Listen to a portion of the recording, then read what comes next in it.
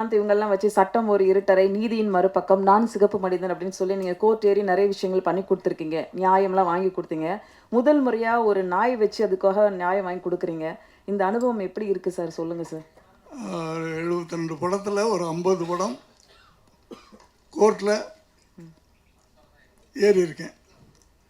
இந்த கோர்ட்டில் ஏறி பல பேருக்கு தண்டனை வாங்கி கொடுத்துருக்குறேன். தவறு செய்தவர்களுக்கு, தவறு செஞ்சவங்களுக்கு இது வரைக்கும் பல பேருக்கு தண்டனை வாங்கி கொடுத்துருக்கேன். முதல் முறையாக ஒரு நாய்க்கு நியாயம் வாங்கி கொடுத்துருக்கிறேன். கூரன் படத்தில் போராடி நியாயம் வாங்கி கொடுத்துருக்கிறேன். ஏன்னா அது தப்பு பண்ணல, அது நியாயம். அதுக்கு வாயில்லை. வாயில்லாத ஒரு ஜீவனுக்கு நான் வாயாக இருந்து அதுக்கு நியாயம் வாங்கி கொடுத்துருக்கேன்.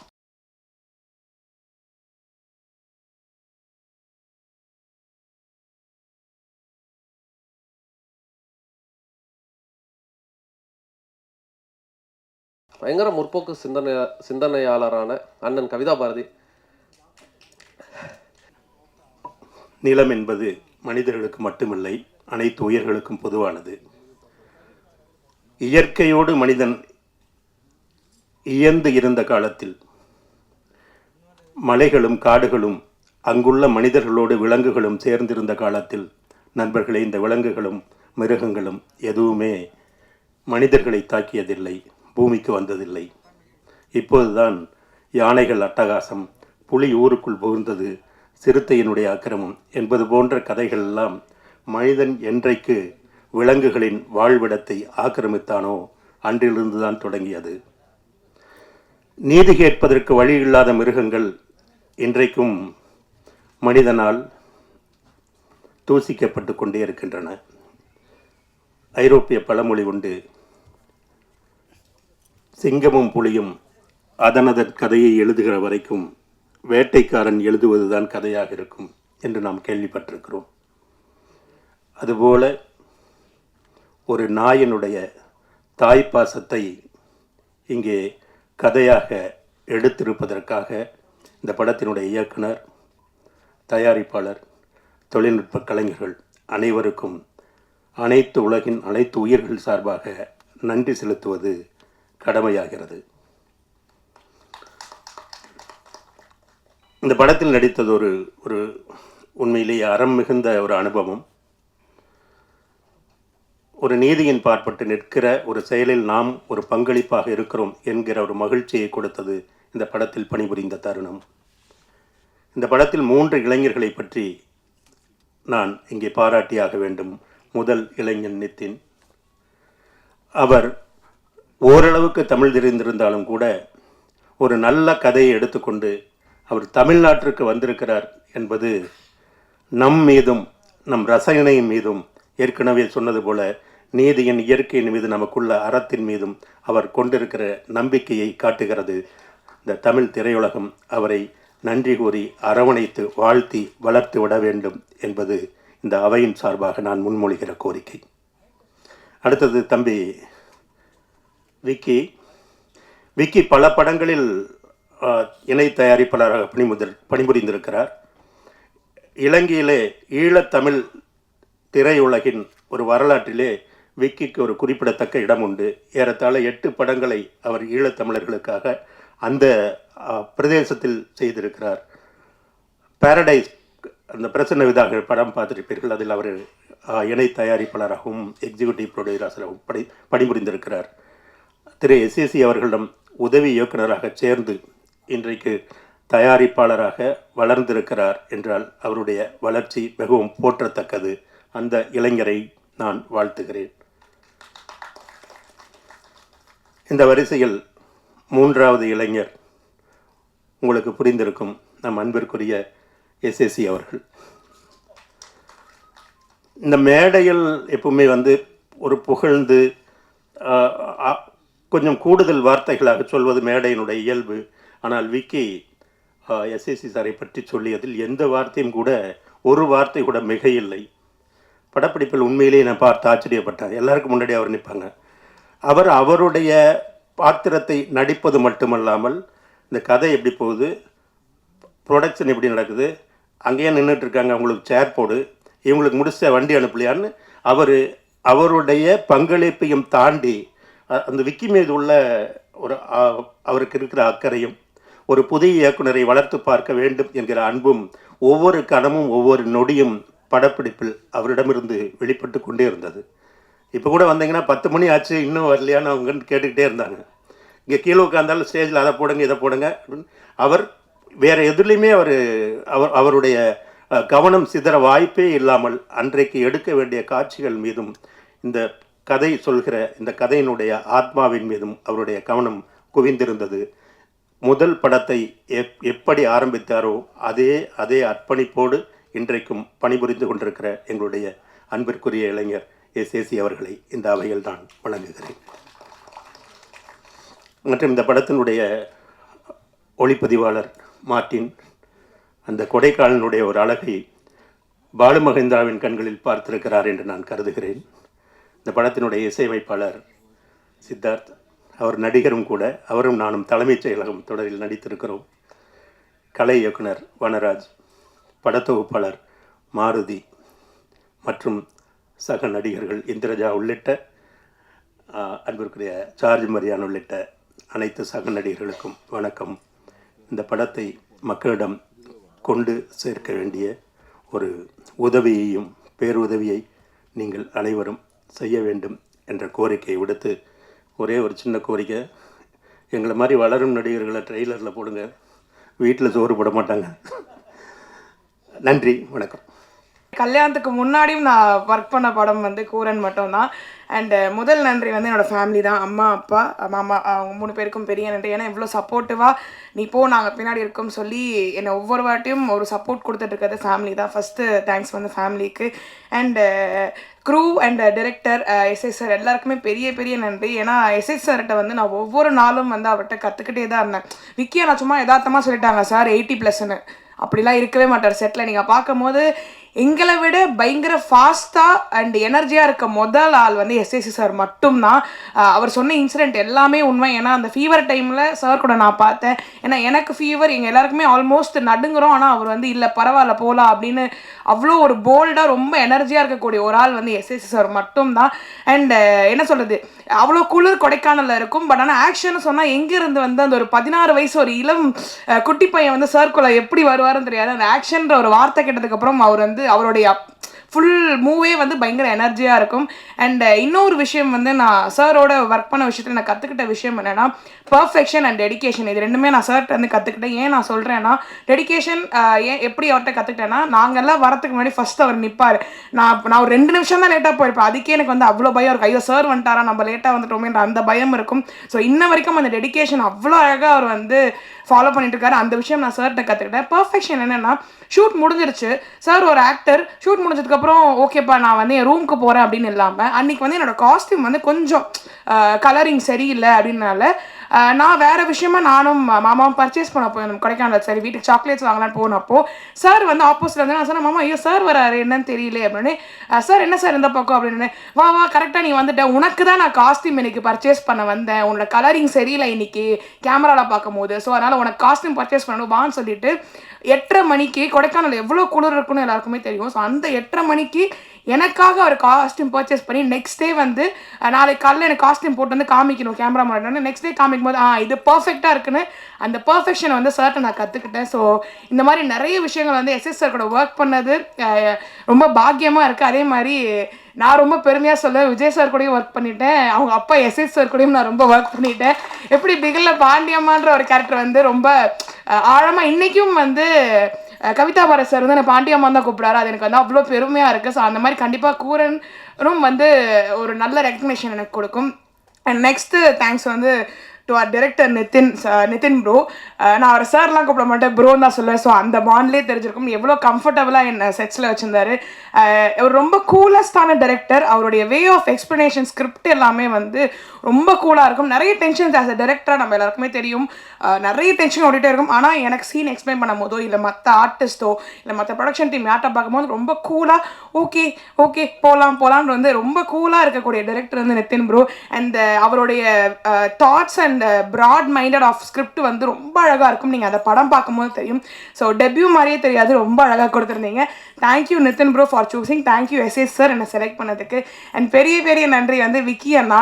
விக்கி அண்ணா வந்து நான் எது கேட்டாலும் ப்ரொடக்ஷன் சைட்லேருந்து நோ சொல்லவே மாட்டார். எனக்கு என்ன தெரியல, நான் எந்த ஷூட் பண்ணாலுமே நான் ஒரு செல்ல பிள்ளையாடுறேன். அதே மாதிரி நான் என்ன கேட்டாலும் விக்கி அண்ணா ப்ரொடக்ஷன் சைட்லேருந்து நோ, இல்லைம்மா பண்ணிடலாம், இது பண்ணிடலாம், அது பண்ணிடலாம். 1000 டென்ஷன் இருக்கும். 1000 டென்ஷன் நடுவுலையும் என்ன ரொம்ப அழகாக பார்த்துக்கிட்டது வந்து விக்கி அண்ணா. தேங்க்யூ விக்கி அண்ணா. இன்னைக்கு வரைக்கும் நான் ஃபர்ஸ்ட் ரிங் கொடுத்தோன்னே என்னம்மா சொல்லுமான்னு கேட்குறீங்க, அந்த லவ்வுக்கு ரொம்ப ரொம்ப ரொம்ப நன்றி. அண்ட் டிஓபி அண்ணா மார்ட்டின் அண்ணாவோட ஒர்க் வந்து நீங்கள் வந்து ஸ்க்ரீனில் பார்க்கும்போது தெரியும், அவ்வளோ அழகாக இருந்துச்சு. ஒவ்வொரு சீனையும் ரசித்து ரசித்து ரசித்து எடுத்திருந்தாரு. அண்ட் அதுக்கு ஆட் ஆன் ப்ளஸ்ஸாக வந்து எடிட்டிங்கும் அண்ட் மியூசிக் வந்து ரொம்ப அழகாக இருந்துச்சு சார். நான் வந்து சாரோட படம் பார்த்துருந்தேன், நான் அப்போ சொன்னேன் ரொம்ப அழகாக இருந்துச்சு, ரொம்ப பிளெண்டடாக இருந்துச்சு. ஸோ எங்கள் எல்லாருமே சப்போர்ட் பண்ணுங்கள். அதை தாண்டி வந்து பெரிய பெரிய தேங்க்ஸ் வந்து டெக்னீஷியன்ஸ் அண்ட் அசிஸ்டன்ட் டிரெக்டர்ஸ் அண்ணா. நான் வந்து அப்பார்ட் ஃப்ரம் ஆர்டிஸ்ட் கூட இருந்தது விட அதிகமாக வந்து ஏடி அண்ணா கூட தான் நான் இருந்திருக்கேன். ஏன்னா என்ன ரொம்ப அதிகமாக பாசமாக பார்த்துக்கிட்டது அங்கே ஒரு 5-6 பேர் அப்படியே எல்லாமே ஸ்கேட்டர்டாகி உட்காந்துருக்காங்க, அவங்க தான். ஸோ பெரிய பெரிய நன்றி வந்து அசிஸ்டன்ட் டைரக்டர்ஸ் அண்ணா, கோ டைரக்டர் அண்ணா, டெக்னீஷியன் அண்ணா, சந்து அண்ணா, எல்லாருக்குமே ரொம்ப ரொம்ப நன்றி. அண்ட் ஒரு பெரிய crew, YG Mahendran sir, Kavitha Bharathi sir, Balasakthivel sir, and வந்து ஜார்ஜ் சார், எல்லாரோடையும் சேர்ந்து இந்த படத்தில் நான் நடித்ததுக்கு ரொம்ப ரொம்ப ரொம்ப பெருமையாக இருக்குது.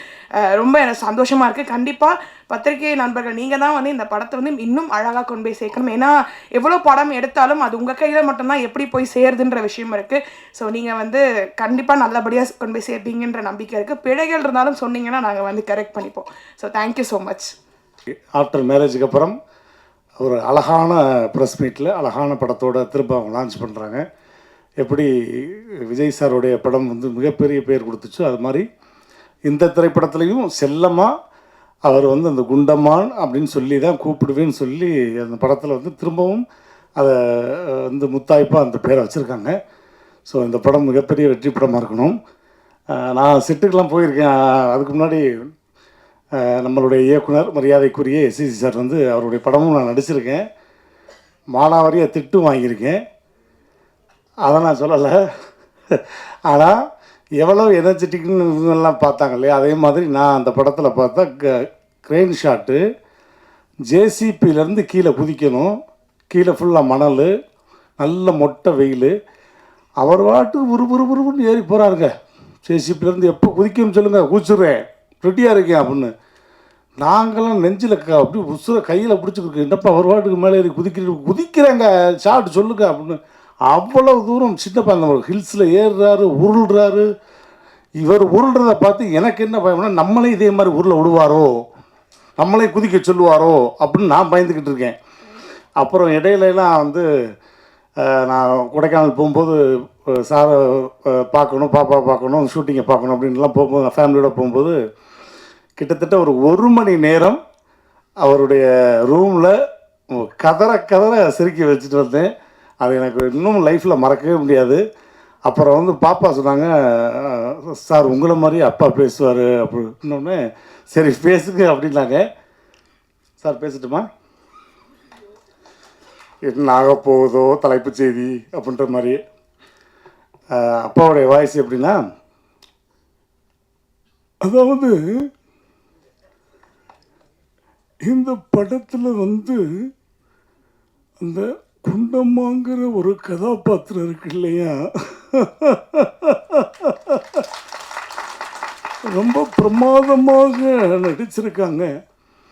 இவங்களோடெல்லாம் ஓடி நான் நடிக்கக்கூடிய ஒரு வாய்ப்பு வந்து எனக்கு இன்னும் இந்த ஆண்டவன் கொடுத்துருக்கான் அப்படின்னு நினைக்கும் பொழுது அந்த ஆண்டவனுக்கு ரொம்ப ரொம்ப நான் நன்றியை சொல்லிக்கிறேன்.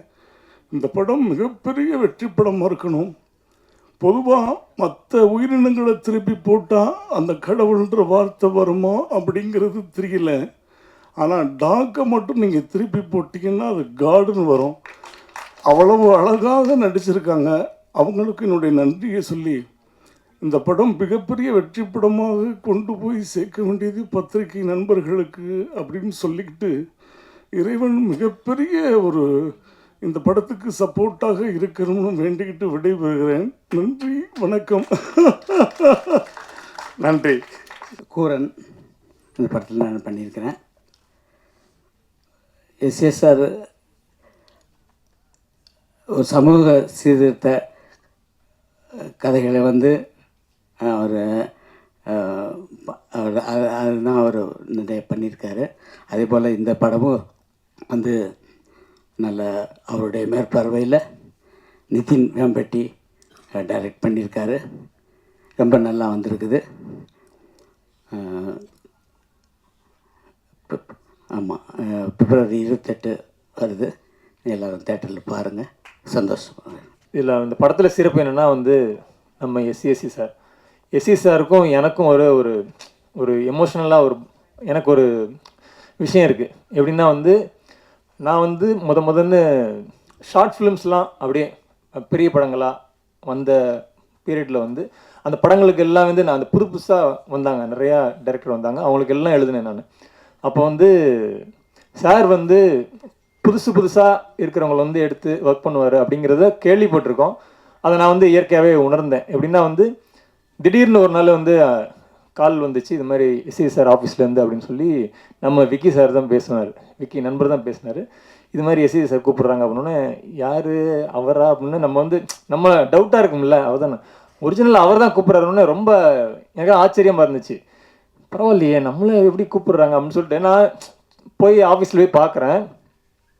நான் எழுதின முண்டாசுப்பட்டி அந்த படத்தில் உள்ள பாட்டும் ஜிகர்தண்டா அப்படின்ற 2 படத்துலையும் உள்ள பாடலை வந்து எனக்கு முன்னாடி வந்து பாடி காமிக்கிறார். அவர் எவ்வளோ அப்டேட்டாக இருந்திருக்கார் பாருங்க. அப்போ வந்து புதுப்படங்களில் உள்ள அந்த பாடல் 2 பாடலையும் பாடி காமிச்சு அந்த பாடலில் கேட்டுட்டு தான் நான் உங்களை கூப்பிட்றேன் அப்படின்னே சொன்னார் எனக்கு. அப்போ எனக்கு ரொம்ப மகிழ்ச்சியாகவும் பெருமையாக இருந்துச்சு. அப்போ வந்து டூரிங் டாக்கீஸ் அந்த படத்தில் வந்து சார் மூலியமாக தான் நான் வந்து இளையராஜா சார்கிட்ட நான் அந்த படத்தில் எழுதக்கூடிய ஒரு வாய்ப்பு கிடைச்சி. நான் வந்து சும்மா நடிக்கலாம் அந்த மாதிரிலாம் வந்தப்போ, சினிமாவுக்கு வந்தப்போ பாடலாசிரியராக வந்திருக்கோங்கிறப்ப எனக்கு வந்து இளையராஜா சார்கிட்ட எழுதின பிறகு வந்து ஒரு பாடலாசிரியர் எனக்கு ஒரு முழுமையான பாடலாசிரியர் ஆன மாதிரி எனக்கு ஒரு முழுமை கிடச்சிச்சு. அந்த பாக்கியம் வந்து சார் மூலமாக தான் நடந்துச்சு. அதற்கு எப்போதுமே நான் நன்றி தெரிவிச்சுக்கிறேன். டூரிங் டாக்கீஸ், அதுக்கப்புறம் வந்து சாரோட டிராஃபிக் ராமசாமி அந்த படத்துலையும் எழுதினேன். அதோட அடுத்து இந்த திரைப்படம் 3வது திரைப்படம் இது வந்து கூரன். இப்படி 3 திரைப்படத்துலையும் நான் வந்து எழுதியிருக்கேங்கிறது நான் ரொம்ப பெருமையாக நினைக்கிறேன். மற்றும் விக்கி, எஸ்சி சார், இது 2 பேருக்குமே வந்து அந்த படத்துலேருந்து எனக்கு இன்னும் நட்பு இருக்குது. அந்த படத்துலேயும் அவங்க குழுவில் வந்து இருக்கிற ஒவ்வொரு துணை இயக்குநர்களும் இன்னுமே இருக்கிறாங்க. அதுலேயே நம்ம தெரிஞ்சுக்கலாம் சார் வந்து எப்படி அவங்கள பார்த்துக்கிறாங்க அப்படிங்கிற மாதிரி. குழுவுக்கும் மற்றபடி இந்த படம் ரொம்ப அருமையாக வந்திருக்கு. எல்லோருக்கும் நான் வந்து வாழ்த்துக்களை சொல்லி, இந்த படம் வந்து ஒரு தனிச்சிறப்பாக சொல்லப்போனால் நம்ம எல்லாருக்கும் ரொம்ப பிடிக்கும். தனிச்சிறப்பாக சொல்லப்போனால் குழந்தைகளுக்கு ரொம்ப பிடிக்கும். எல்லாரும் குழந்தைகளோட ஃபேமிலியோட போய் இந்த படத்தை பார்க்கணும் அப்படின்னு நான் வந்து வேண்டி விரும்பி கேட்டுக்கிறேன். அனைவருக்கும் நன்றி, வாழ்த்துக்கள். நான் ஸ்கிரிப்டு எழுதிட்டு ஒரு கம்பெனியாக ஒரு திருநெல்வேலி மாதிரி நான் போயிட்டுருக்கீங்க இருக்கு. யாருமே எனக்கு சான்ஸ் கொடுக்கல. ஆனால் கானா ப்ரொடக்ஷன்ஸு, விபி கம்பெனிஸு எனக்கு சான்ஸ் கொடுத்தாரு. Thank you sir, thank you Vicky sir. நான் விக்கின்னு மீட் பண்ணிட்டேன். விக்கி இதை கதை சொல்லிட்டேன். விக்கி ஆக்செப்ட் பண்ணிட்டாரு. ஓகே, அதுக்கு முன்னாடி என்ன ஆயிடுச்சுன்னா, நான் எந்த கம்பெனிக்கு போனா ஒரு நாய் மனுஷன் மீது கேஸ் போட்டது சார். அண்ணன்ட்டு நீ வெளிப்போடா. சரி, இன்னொரு கம்பெனி போகணுன்னா புஷ் பண்ணி சரி okay. Finally I narrated committed with Vicky and I went to the SS sir ரூமில். சார் ஒரு நாய் மனுஷி மேலே கம்ப்ளைண்ட் போட்டு சார், இது சார் லைன் அண்ணா பெல் அடித்து சுமேஷ் வாங்க. Okay, no need sir, I will go out sir அண்ணா. இல்லை நீங்கள் டைரக்டர் மாதனாஞ்சி வரட்டாரா, ஒரு தண்ணியோ ஒரு டீயோ கொடுப்பான்னு. அம்மையா, ஓகே தேங்க்யூ சார் அப்படி சொல்லிட்டு ஓகே. ஸோ அப்படி ஸ்டார்ட் பண்ண படம் தான் நம்ம கூரன். இப்போது అసలు నాయి కోర్టుకు వరడం అనే ఒక పాయింట్ ఇప్పుడు నడకల. ఇది ఒక imaginary idea, but already it happened in our history. I will tell the. இந்த ராமாயணத்து காலம்లో ராமர் ஒரு சபை ஹேப்பனிங் இந்த சபா, ராமுடு இந்த சபா. அந்த சபைக்கு ஒரு நாய் வந்துச்சு. அது சபை என்னன்னா கோர்ட். அப்போ வந்துச்சு, நாய் கம்ப்ளைண்ட் ఇచ్చింది, கொடுத்தாச்சு ராமருக்கு. அப்போது ராமர் அவருக்கு ஜஸ்டிஸ் பண்ணிட்டாச்சு. இது ராமாயணம் இருக்குது, நீங்கள் பாருங்கள். అది అప్పుడు రామర్ అనేది ఒక సభ, ఇప్పుడు కోర్టు, అది టెంపుల్. రామర్ స్థానం ఇప్పుడు జడ్జి. அந்த ராமர் ஸ்தானம்ல உள்ள ஜட்ஜுக்கு நம்ம பைரவா போயிட்டு அதோட எமோஷன்ஸ் அந்த ஃபீலிங்ஸ் சொல்லிட்டு அதுதான் நம்ம கதை. இது ஒரு ஹிஸ்டரி. நம்ம ஹிஸ்டரி வச்சு நம்ம கதை பண்ணிட்டாச்சு. இது என்னோட ஐடியா. அது நான் சாருக்கு சொல்லிட்டாச்சு. அது அழகாக டெவலப் பண்ணிட்டாச்சு. அது இப்போது ஸ்க்ரீனுக்கு வந்துடுச்சு. தேங்க்யூ. இப்போது I want to tell about the sir and நம்ம Bhairava. Actually dog acted. So everyone is telling dog நல்லா ஆக்ட் பண்ணிட்டாச்சு. Dog never acts. அது ஆக்ட் பண்ண தெரியாது. It is a unconditional love dog has. It feels. And also sir didn't acted in this film. லைவான character பண்ணிட்டாச்சு. அவர் 2 பேரும் love பண்ணிட்டு ஒரு ஃபாதர் அண்ட் டாட்டர் மாதிரி பண்ணிட்டாச்சு. If you see the film, you will understand the bonding of the dog. அந்த bonding எந்த லெவலுக்கு போயிட்டாச்சுன்னா, டாக் அண்டு நம்ம டாக்னு சொல்லக்கூடாது, நம்ம பைரவா அண்ட் சாரு ஒரே பிளேట్లో eated. You saw the trailer in the short. అది I think so no one will do that thing. But SAC sir and அந்த நாய் அந்த பைரவா பண்ணிட்டாச்சு. அதுக்கு ரொம்ப ரொம்ப ரொம்ப தேங்க்யூ சார். அப்படி இல்லை சார், இது ரொம்ப தேங்க்யூ சார். அப்படி ஒரு படம். So this is what I have to tell. And I have to tell about நம்ம சந்து சார். நல்லா அழகாக ட்ரெயின் பண்ணிட்டாச்சு. Thank you very much. இந்திரஜாமா thank you very much. Kavitha Bharathi sir thank you sir. Martin sir thank you very much. And Siddharth Vipin sir thank you very much. Sir, while I'm explaining about Siddharth sir, I didn't tell anything. ஒரு டாட்டருக்கு ஒரு ஃபாதருக்கு ஒரு love வேணும், இதுதான் என்னோட கதை. I didn't tell anything about the நாய். இதெல்லாம் ஸ்டோரியில் பண்ணல. பட் அது அவர் உள்ளே வாங்கிட்டு நீங்கள் நல்லா அழகாக பண்ணிட்டாச்சு sir. Thank you sir Muthamizh sir. And also I have to tell about Mathi sir. நான் ரொம்ப டார்ச்சர் பண்ணிட்டுச்சு எடிட்டிங் டைமில். ரொம்ப சாரி சார். பட் அழகா very super cut, excellent cut. Thank you very much sir எல்லாருக்கும். And I want to tell about once more. Where is Vicky? Vicky, thank you very much about Vicky. And Neeravi Pandian sir, please, thank you very much sir. You helped me very much. And I have to tell thanks about to my direction team, Zia, Rahul, Nishita, Devanna. Thank you very much for supporting me. And Venki, thank you. So thank you very much.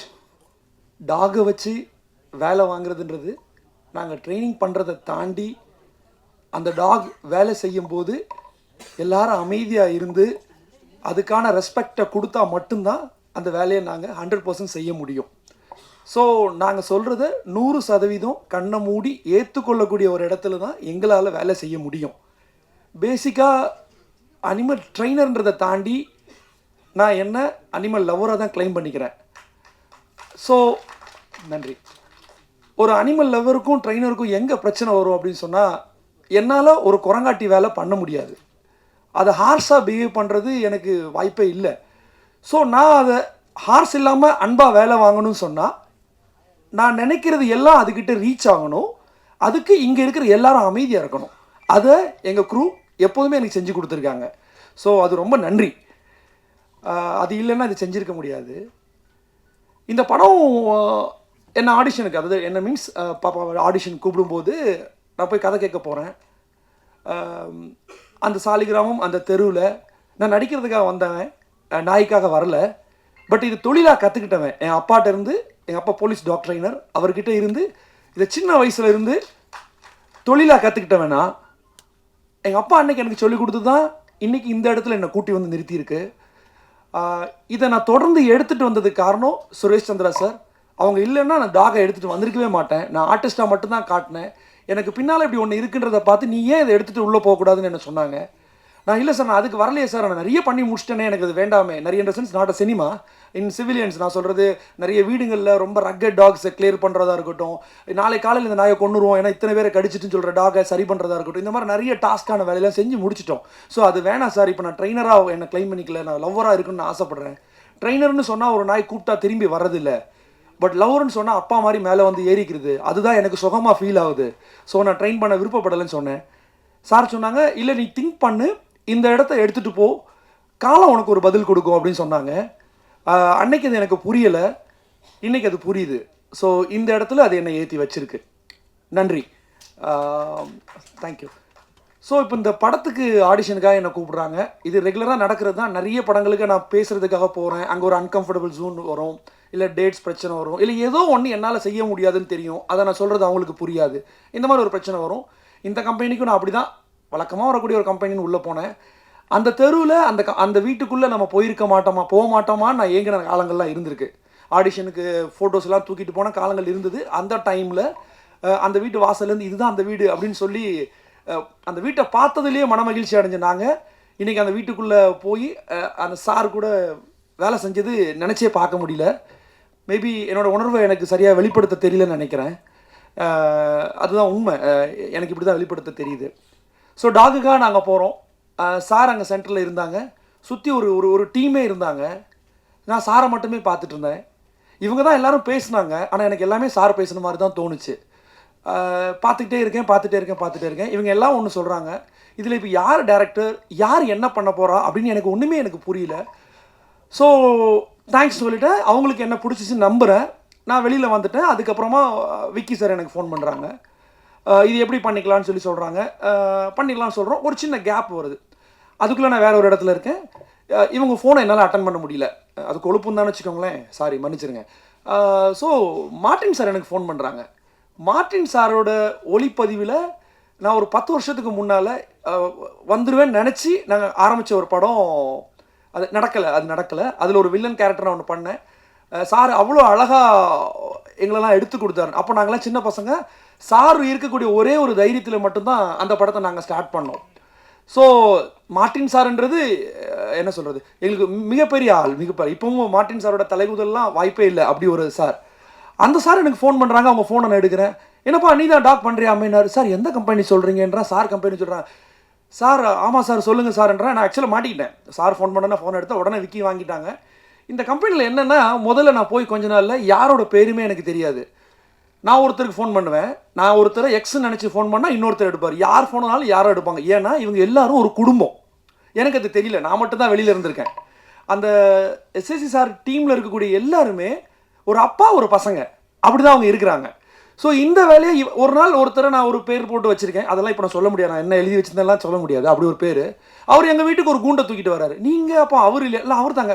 அப்போ அவர் இந்த வேலை கூட செய்யலாமா அப்படின்ற அளவுக்கு இருந்தது. ப்ரொடியூசர்னு ஒருத்தர் வராங்க, அவங்க நாய்க்கு என்ன சாப்பாடு வேணும்னு கேட்குறாங்க. டேரக்டர்னு ஒருத்தர் வராங்க, அவங்க வேற ஒன்று சொல்கிறாங்க. என்னென்னா ஒரு ஸ்கூலில் இவங்க எல்லாம் படிக்கிற மாதிரி இருக்குது. எப்படியாவது இந்த ஸ்கூலில் சேர்ந்துடணுன்ற ஆசை எனக்கு வந்துச்சு. ஸோ கடைசி ஒரு வருஷம் இவங்களோட ட்ராவல் பண்ணுறேன். அதுவே மிகப்பெரிய கொடுப்பணியாக நான் நினைக்கிறேன்.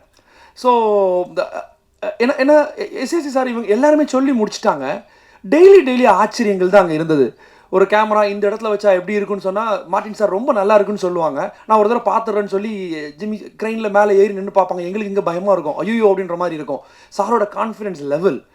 அதுக்கப்புறம் டாக்லாம் எடுத்தோம். டாகை வச்சு ஒரு விஷயம் சொல்கிறாங்க. எனக்கு டாகில் என்ன இங்கே பிரச்சனை அப்படின்னா, அன்னீனாவும் நடிக்க வேண்டியது இருக்குது, ரெமோவாகவும் நடிக்க வேண்டியது இருக்குது. ஸோ அப்போ நம்ம 2 நாய் போகலாமா அப்படின்னா, வழக்கமாக இந்த 2 நாய் 3 நாய் நான் பேசினா ப்ரொடக்ஷனில் ஒரு காசு பிரச்சனை இருக்கும். ஆனால் இப்போ தான் 5-6 நாய்லாம் பிளான் பண்ணேன்னு சொன்னாங்க. தெரிஞ்சிருந்தால் நானாவது மீட்டர் ஆகியிருப்பேன். அது நடக்கலை, பாவம் பொண்ணு. ஸோ அப்படி தான் இது நடந்தது. ஸோ என்னென்னா, இவர் நாய் இல்லை ஒரு தாயின்னு சொல்கிறாரு. அப்போ அவர் தமிழில் ரொம்ப கெட்டியாக இருந்தார் எங்கள் டேரக்டர் சார். இப்போ எப்படி தமிழ் பேசுகிறார் பார்த்தீங்களா, அப்போ பயங்கரமாக பேசுவார். ஸோ அவர் பேசுகிறதெல்லாம் எனக்கு டிரான்ஸ்லேட்டர் சார் தான் சொல்லுவாங்க. சார் பேசும்போது கதை எங்கே கேட்கும், சாரையே தானே பார்த்துட்டு இருப்போம். ஸோ அப்படி தான் நடந்தது. ஸோ அப்போ 2 டாக் போகலாமான்னா, இல்லை வேணாம் சார், ஒரு சின்ன கேப் கொடுங்க, அதை வச்சு நம்ம மாற்றிடலாம் அப்படின்ற மாதிரி தான் ஐடியா பண்ணோம். ஸோ இவங்க சொன்ன உடனே எனக்கு ஃபீல் ஆயிடுச்சு, இந்த கதைக்கு இந்த டாக் சரியாக இருப்போம். ஏன்னா உண்மையிலேயே ஒரு தடவை குட்டி போட்டவ. ஸோ வேறொரு படத்துக்காக வேறொரு விதமாக ட்ரெயின் பண்ணப்பட்டிருந்தவ. இவங்க கதைக்கு இது சரியாக இருக்கும் அப்படின்ற மாதிரி எனக்கு தோணுச்சு. அதுக்கப்புறம் இவ்வளோ ஒரு டச் பண்ணிக்கிட்ட நான் நினச்சதை தாண்டி இப்போ டேரக்டர் சொன்னார் நாயை நடிக்க வைக்க முடியாது, உண்மையாக ஒன்று நடக்கும் அப்படின்னு அவர் சொன்னார்ல, அதுதான் உண்மை. இன்றைக்கி ட்ரைலர் பார்க்கும்போது அது எனக்கே ஃபீல் ஆச்சு. ஏற்கனவே நான் படம் பார்த்துட்டேன், ஃபஸ்ட் காப்பியும் பார்த்தோம், அதுக்கப்புறம் ஃபைனல் கட்டும் நம்ம பார்த்தோம். ஸோ அந்த படம் பார்க்கும்போது நிறைய இடங்களில் எனக்கே புல்லரிச்சுது. ஏன்னா நான் நாய் கதையை ரெகுலராக கேட்டுட்ருக்கேன். ஸோ ஏன்னா நாய்க்கு நான் தானே வேலை செய்யணும், ஸோ கேட்டுட்ருக்கேன். டேரக்டர் வந்து இந்த கதையை வந்து எனக்கு ஃபுல்லாக சொல்லும்போது ஒரு ஃபிக்ஷன் ஸ்டோரியாக தான் ஃபீல் ஆச்சு. பட் படமாக பார்த்ததுக்கப்புறம் இது நம்மளாம் பண்ணியிருக்கணும் அப்படின்ற ஒரு எண்ணம் வர்ற அளவுக்கு ரொம்ப அழகாக அதை எடுத்திருக்காங்க.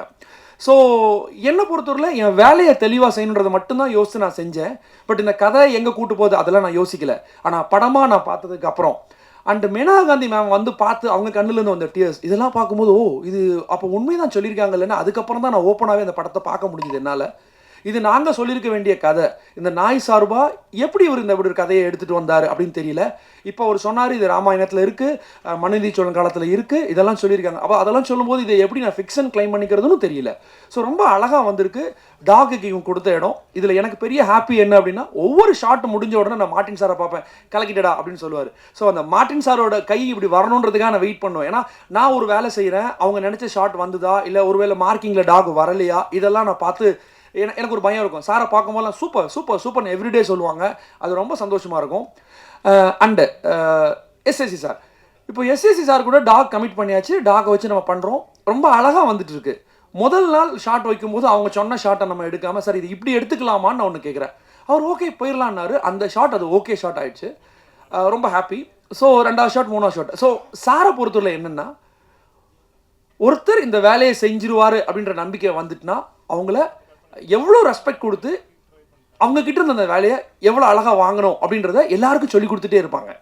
ஸோ அது எனக்கு சொல்ல தெரியல. ஆக்சுவலி சார் நடிச்செல்லாம் முடித்தாங்க, எல்லாம் முடிஞ்சது. நம்ம வந்து ஒரு ஹீரோ லான்ச்சுக்காக ஒரு நாயை படத்தில் சேர்ப்பாங்க. அப்படி தான் நிறைய கதைகள் வந்துகிட்டே இருக்கும். நிறைய படங்கள் பார்த்தீங்கன்னா ஹீரோவுக்கு வந்து நாய் ஹெல்ப் பண்ணிகிட்டே இருக்கும். இந்த படம் நாய்க்கு ஹெல்ப் பண்ணக்கூடிய ஒரு ஆளாக சார் நடிச்சிருக்காங்க. இது சார் பண்ண வேண்டிய அவசியமே இல்லை. அதுதான் நான் திருப்பி திருப்பி சொன்னேன். நாங்கள் பண்ணியிருக்க வேண்டிய படம்ன்றது யாரை சொன்னோன்னா இந்த சோக்கால் அனிமல் லவர்ஸ், ரெஸ்கியூவர்ஸ் இவங்கெல்லாம் பண்ணியிருக்க வேண்டிய படம். நாங்கள் இதை கொண்டாடணும், கண்டிப்பாக இதை நான் கொண்டாடணும். நான் இப்போ ட்ரெயினராக இருந்த சொல்லலை, அனிமல் லவராக இருந்து சொல்கிறேன். ஏன்னா சார் இதெல்லாம் பண்ணி முடிக்கிறாங்க. ஒரு நாள் பேசிகிட்டு இருக்கும்போது தான் சொல்கிறாங்க சாருக்கு இந்த நாய் முதல் நாயின்னு. முதல் நாய் பண்ணுற ஒருத்தர் எப்படி இந்த நாயை இவ்வளோ தைரியமாக கிட்ட எடுத்துக்கிட்டாங்கன்றது எனக்கு இன்ன வரைக்குமே பெரிய கேள்விக்குறி. நாயோடு இருக்கிற நான் கூட என்னால் டாகை தொட்டால் நான் கை கழுவி தான் ஆகணும், இல்லை ஏதோ ஒன்று பண்ணணும்னு சொல்லிட்டு இருப்பேன். பட் சார் ஒவ்வொரு சீனில் அவங்க எடுத்துக்கிட்டது அவங்க பண்ணுற தொழில் மேலே இருக்கக்கூடிய பக்தியை காட்டுச்சு. ஸோ அதை கண்டிப்பாக நம்ம கற்றுக்கணும். அதை நான் கற்றுக்கிட்டேன். இவங்க நான் இப்போ ஏன் நிறைய பேச முடியலன்னா இவங்க எல்லாருமே சொல்லி முடிச்சிட்டாங்க. எவ்ரிடே காலையில் ஆச்சரியத்தை மூட்டுற அளவுக்கு ஒரு யங்ஸ்டராக வந்து வாட் இஸ் நெக்ஸ்ட் அப்படின்னு ஒரு ஹெட் மாஸ்டராக வந்து சார் இருப்பாங்க. அதை நான் பார்க்கும்போது ரொம்ப சந்தோஷமாக இருக்கும். ஆனால் ரொம்ப ப்ரௌடாக சொல்லிப்பேன், நான் ஃபஸ்ட் ரேங்க் எடுக்கிற பையன். ஏன்னா டாக் அழகாக வேலை செஞ்சிருவா. ஸோ நான் கிட்டே ஒட்டிப்பேன். மிச்சவங்களாம் தள்ளி இருந்தால் கூட எனக்கு சார் கூடயே இருக்கக்கூடிய ஒரு பெரிய வாய்ப்பு கிடைச்சிது. ரொம்ப சந்தோஷம். அந்த ஒரு 25 நாள் நாங்கள் கொடைக்கானலில் கண்டினியூஸாக இருந்தோம். அது உண்மையிலே வாழ்க்கையில் மறக்கவே முடியாத ஒரு நாள், மறக்கக்கூடாத ஒரு நாள். அவ்வளோ கற்றுக்கிட்டேன். அது உண்மை. எப்படி அடுத்தவனுக்கு ரெஸ்பெக்ட் கொடுக்கணுன்றது சார் இன்ன வரைக்கும் நல்லா தம்பிங்க வாடான்னு சொல்லலாம், சார்ன்ற வார்த்தையை தாண்டி பேச மாட்டாங்க. ஸோ ஒருத்தருக்கு கொடுக்க வேண்டிய ரெஸ்பெக்ட் என்ன, டிசிப்ளின் என்ன, சார் அடிக்கடி சொல்லுவாங்க. டிசிப்ளினாக இருந்தால் உன்னோட உயரம் தன்னாலே நீ வந்து சேருவேன்னு சொல்லுவாங்க. ஸோ அதை நான் வந்து ஃபாலோ பண்ணுறவன் திருப்பி அது சொன்னது ரொம்ப சந்தோஷமாக இருந்தது. இதெல்லாம் தாண்டி ஒரு கோர்ட் சீன் இருக்குது. அது ரொம்ப டஃப்பான சீன். ஏன்னா கண்டினியூஸாக எடுக்கணும். ஏன்னா ஒரு டாக் அந்த கோர்ட்டில் நிற்கிறது இப்போ நீங்கள் பார்த்த 5 minutes அது குழந்தை தானே, 5 நிமிஷம் இறங்கிடுவா, திருப்பி நிற்கணும், திருப்பி இறங்கிடுவா, இந்த பிரச்சனை இருக்கும். ஸோ இது நம்ம எப்படி பண்ண போகிறோம்? ஏன்னா இங்கே லாங்குவேஜ் பிரச்சனை இருக்குது, அது பெரிய டயலாக் போர்ஷன். அதை வந்து ஒரு டேரக்டர் வந்து எடுத்து கொடுக்குறாங்கன்னு சொல்லி சார் அவருக்கு சப்போர்ட்டிவாக ஒரு டேரக்டர் வராங்கன்னு சொல்கிறாங்க. சரி ஏதோ ஒன்று பண்ண போகிறாங்கன்னு ஒரு பேப்பரை வச்சுட்டு அந்த சீனை இப்படி கலக்கி கொடுத்தாங்க பாண்டியன் சார். சார் உண்மையிலே ரொம்ப ஆச்சரியமாக இருந்துச்சு சார். தேங்க்யூ பட்னு போவாங்க. ஓ இப்படி கூட எடுக்கலாமான்னு அது வேற ஒரு மெத்தட். நான் ஆச்சரியமாக போய் ஒவ்வொருத்தரையும் என்னங்க இப்படி எடுக்கிறாருன்னு சொல்லி கேட்டுகிட்டே இருப்பேன். இது எல்லாரும் செய்யறதுக்கு நிதின் சார் அவர் வந்து எப்படி சொல்கிறது, அவர் அடுத்து அவர் அதை எஸ்எஸ்சி சார் கூட இருந்தனாலும் ஒன்று தெரியல, அவர் இன்னொரு அப்பாவாக மாறிட்டார். கூட இருக்கிற எல்லா அசிஸ்டன்ட் டைரக்டர்ஸும் ஒரு ஷார்ட் ஃபிலிம் எடுப்பாங்க. அவரே என்ன இது இப்படிலாம் எடுக்கலாம்னு சொல்லுவார். எனக்கு தெரிஞ்சு ஒரு படம் எடுத்துகிட்டு இருக்கும்போதே பசங்க என்ன பண்ணினாலும் அதுக்கு ஹெல்ப் பண்ண ஒரே ஆள் நிதின் தான். நிதின் சார், உங்களோட பெரிய மனசுக்கு ரொம்ப நன்றி சார். நீங்கள் பெரிய உயரம் போவீங்க கண்டிப்பாக. நான் உட்பட ஒரு ஃபிலிம் எடுத்தேன், அதுக்கும் கூட இதில் இப்படிலாம் பண்ணலாம்னு சொல்லி கையை பிடிக்காமல் ஆனால் நிறைய சஜஷன் சொல்லுவார். So broad mind fellow. நான் நிறைய நாள் பொறாமப்பட்டிருக்கேன். என்ன தமிழ்நாட்டில் இவ்வளோ பேர் கதையை வச்சு தெரியுறாங்க, இவர் தெலுங்குலேருந்து வந்து ஒரு கதையை வச்சுட்டு உள்ளே போயிட்டாருலாம் கோவம்லாம் வந்துச்சு. ஆனால் அந்த ஆள் டிசர்வ், ரியலி டிசர்வ். அதுதான் நான் திருப்பியும் சொல்லுவது, நாங்கள் சொல்லியிருக்க வேண்டிய கதையை அவர் சொல்லியிருக்காரு. அதனால தான் சார் நீங்கள் இங்கே வந்திருக்கீங்க. மேபி வாழ்த்துக்கள் சார், வாழ்த்துக்கள். இது எல்லாம் முடிஞ்சதுக்கப்புறம் படம் முடியுது, படமாக அழகாக இருக்குது. பட் மியூசிக் இருக்குல்ல, அது வந்து நிறைய இடத்துல நான் பண்ண வேலையவே என்ன அள வச்சது. அந்த அளவுக்கு அந்த மியூசிக், நாயோட ஆக்டிங்கை தாண்டி மியூசிக் அதுவும் ரொம்ப அழகு, ரொம்ப சூப்பர். அதே மாதிரி அந்த ஒவ்வொரு நாளும் எடுத்துட்டு அந்த ஸ்பாட் எடிட்லாம் நைட்டு அந்த ரூமில் ஒரு எடிட் பண்ணுவாங்களா, எடிட் பண்ணி முடிச்சுட்டு வந்தோடனே சார்கிட்ட கேட்பேன், சார் ஒர்க் அவுட் ஆகுதான்னு கேட்டுகிட்டே இருப்பேன். ஏன்னா எனக்கு கதையை பற்றி பெரிய புரிதல் அப்போ இல்லை. ஏன்னா எனக்கு வந்து அந்த டிவல் ரோல் பண்ணணும், இதில் ஒரு ரிவீல் பண்ண முடியாதான்னு தெரியல. இதில் இந்த டாக் 2 ரோல் இருக்குது, ஒன்று டெரரான ஒரு ரோல் இருக்குது, ஒன்று ரொம்ப சாஃப்டான ரோல் இருக்குது. ஸோ அதனால் ஒர்க் அவுட் ஆகுதான்னு சார்கிட்ட கேட்பேன். சாரோட எடிட்டிங் ரொம்ப அழகாக வந்திருக்கு, சூப்பர். நிறைய பேசணும்னு ஆசையாக இருக்குது. But thank you very much. Courtroom drama அதுவும் எஸ்ஏ சார் வைஜி சாரோட காம்பினேஷனில் வர்றது வந்து ரொம்பவே சிறப்பு. படத்தை கூரனில் இருக்கிற கியூரியாசிட்டி கலந்த ஒரு கான்ட்ரவர்சியும் உங்களுக்கு நான் சொல்கிறேன். அதுக்கு முன்னாடி இந்த படத்தை இந்த அளவுக்கு எடுத்துகிட்டு வந்த ப்ரொடக்ஷன் டீமில் ப்ரொடியூசர் விக்கி அவருக்கு வாழ்த்துக்கள், டிஓபி மார்டின் அவர்களுக்கு வாழ்த்துக்கள், மியூசிக் சித்தார்த் விபின் பண்ணியிருக்காரு, எடிட்டர் மாருதி லெனின் அவங்க பண்ணியிருக்காங்க, ஆர்ட் டைரக்டர் வனராஜன் பண்ணியிருக்காரு. அவங்க எல்லாத்துக்கும் வாழ்த்துக்கள். இதில் நடித்த முக்கியமான கதாபாத்திரத்தில் நடித்த S A sir, Y G Mahendran sir, Indraja, George Mariam sir, Kavitha Bharathi அவர்கள் எல்லாருக்கும் வணக்கம். மற்றும் அனைவருக்கும் எங்களோட வாழ்த்துக்களை தெரிவிச்சுக்கிறேன். மனிதர்கள் மற்றும் விலங்குகளுக்கு உண்டான கான்ட்ரவர்சி வந்து பல ஆயிரம் ஆண்டுகளாக நடந்துகிட்டே இருக்குது. அதாவது மனிதர்கள் வந்து விலங்குகளை அச்சுறுத்துறதும், அதே மாதிரி விலங்குகள் மனிதர்களை அச்சுறுத்துறதும் நம்ம பார்த்துக்கிட்டே இருக்கோம். இப்போ பல செய்திகள் வாயிலாக நம்ம பார்க்குறது வந்து ரீசெண்டாக பார்த்திங்கன்னா யானைகள் வந்து ஒரு வெளிநாட்டவரை அட்டாக் பண்ண நியூஸ்லாம் இருக்கட்டும், அதே மாதிரி பல கரும்புலிகள் சிறுத்தைகள் வந்து வால்பாறை அந்த மாதிரியான ஊர்களில் உள்ளே வந்து அட்டாக் பண்ணதாக இருக்கட்டும். அதே மாதிரி மனிதர்கள் அதை எப்படி திருப்பி ரிட்டாலியேட் பண்ணுறாங்கன்னு பார்த்தீங்கன்னா, ஒன்று சில இடங்களில் நம்ம பார்க்குறோம் புலிகள் இறந்து இருக்கிறதா இருக்கட்டும். அது இன்னும் நேரடோன்னா நம்ம படத்தோட ரிலேட்டிவாக பார்த்தோம்னா, இப்போ நாய்கள் வந்து மனிதர்களை எப்படி அட்டாக் பண்ணுறாங்க, சின்னவங்க பெரியவங்களுக்கு ஒரு துன்புறுத்தலை கொடுக்கறதா இருக்கட்டும். அதை மனிதர்கள் எப்படி அதை திருப்பி மருந்து வச்சு கொள்றதா இருக்கட்டும். அது வந்து சட்ட ரீதியாக by law it is prohibited. But still அது அந்த மாதிரியான நிறைய இடங்களில் நம்ம பார்க்குறோம். அதனால தான் நான் படத்தை அதில் இருக்கிற கான்ட்ரவர்சின்னு நான் சொன்னேன். இதில் அப்படின்னா கூரன் சொல்லும் கதை என்ன, இதிலிருந்து என்ன நியாயம் கிடைக்க போகுது அப்படிங்கிறது தான் இந்த படம். இதில் வந்து ஒரு விஷயமா பார்த்தீங்கன்னா, பாதிப்படைந்தவங்க மனிதர்களாக இருக்கட்டும் இல்லை விலங்குகளாக இருக்கட்டும், அவங்களுக்கு உண்டான பாதிப்பு வந்து 100% அந்த இழப்பு வந்து இன்றியமையாத ஒரு இழப்பாக இருக்கும். அப்படிங்கிறப்போ இது நம்ம இந்த எமோஷனை எப்படி ஹேண்டில் பண்ண போகிறோம் அப்படின்னா, அதுக்கு ஒரு இன்டெலிஜென்ஸ் தேவை. அந்த இன்டெலிஜென்ஸ்க்கு வந்து இப்போ இருக்கிற டெக்னாலஜியை அடாப்ட் பண்ணி பண்ண முடியுமா அப்படிங்கிறது தான் இந்த படத்தோட ஒரு மூலக்கரு. அதை நோக்கி தான் இந்த படம் ஒர்க் பண்ணியிருப்பாங்க. முழுக்க ஒரு ரியாலிட்டி பேஸ்டான ஒரு ஸ்டோரி. ஒரு ரியாலிட்டியில் ஒரு ஃபிக்ஷனல் கொண்டு வரவே இல்லை. இதில் வந்து ரியாலிட்டியில் டெக்னாலஜியை பயன்படுத்தியிருக்கிறாங்க. ஏஐ முதற்கொண்டான லேட்டஸ்ட் டெக்னாலஜியை பயன்படுத்தி இந்த படத்தை கொண்டு வந்திருக்காங்க. ஸோ அதனால் உங்களுக்கு இருக்கிற நிறைய, அதாவது இப்போ சந்து சொன்ன மாதிரி, அதாவது பெட் லவர்ஸ் மட்டும் பார்க்க வேண்டிய படம் கிடையாது இது. வந்து சப்போஸ் இப்போ வந்து நாய்கள் மூலமாக அதாவது இது தீமையையோ இல்லை வந்து ஏதாவது பாதிப்படைந்தவங்களும் சேர்ந்து பார்க்க வேண்டிய படமாக தான் இந்த படத்தை நான் கருதுகிறேன். ஏன்னா நீங்கள் வந்து உங்களோட அத்தனை கேள்விக்கும் இந்த படத்தில் பதில் இருக்குது. இதனோட கிளைமேக்ஸும் அந்த மாதிரி தான் உங்களுக்கு ஒரு பதிலாக இருக்கும். உங்களோட அத்தனை ஓப்பன் கொஸ்டினுக்கும் ஒரு பதில் இருக்கும் அப்படிங்கிறது தான் கூரன். திரைக்கு February 28 நாங்கள் கொண்டு வரோம். உங்களோட சப்போர்ட் அண்ட் ஆதரவு எல்லா படங்களுக்கும் எங்களுக்கு இருக்குது. இந்த மாதிரியான ஒரிஜினல் ரிலேட்டட் ஃபிலிம்ஸ்க்கு வந்து உங்களோட சப்போர்ட் கண்டிப்பாக இருக்கும். நீங்கள் படம் பாருங்கள், படம் பார்த்துட்டு இது கொண்டு போய் மக்களிடம் சேர்த்த வேண்டியது உங்களோட பொறுப்பு. அது இல்லாமல் உங்களோட அன்புக்கு எங்களுக்கு ரொம்ப முக்கியம். Thank you so much. Thanks for the opportunity. இது எனக்கு சாரோட எஸ்ஏசி சாரோட 3வது படம். இது அவர் எவ்வளோ பண்ணாலும் தாங்குறாரு. அதான் 3வது படம் மட்டும் என்னை கொண்டு வந்துட்டாராட்டிருக்கு. அவர் சாரை கூப்பிட்டேன். அவர் ஜஸ்ட் சும்மா சாரை கூப்பிட்டேன். அவர் சொன்னார், எப்படி கரெக்டாக கூப்பிட்றேன், இப்போ தான் மியூசிக் ஆகிட்டு டிஸ்கஷன் போயிட்டு இருக்குன்னு தெரிஞ்சு தான் சார் நான் கூப்பிட்றேன்னு சொன்னேன். ஹீரோ படம் பண்ணுறேன், அடுத்த படம் பண்ணுறேன்னு சொன்னார். ஹீரோ யார் சார்னு கேட்டேன். நாயின்னு சொன்னார். ஸோ உங்களுக்கும் ஹீரோக்கும் நிறைய பிரச்சனை இருக்கலாம், நான் ஹீரோ நாயின்னு கூப்பிடக்கூடாதுன்னு சொன்னேன். பார்த்தீங்களா? ஸோ அப்படி இந்த படத்தில் நான் வந்தேன்.